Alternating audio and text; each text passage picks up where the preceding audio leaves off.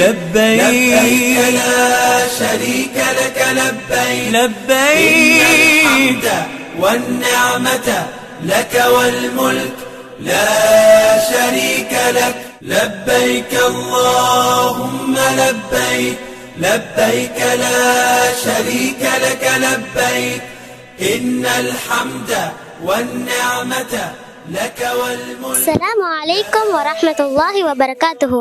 இப்போ நீங்கள் வந்திருக்கிற இடம் தான் மக்காமு இப்ராஹிம்.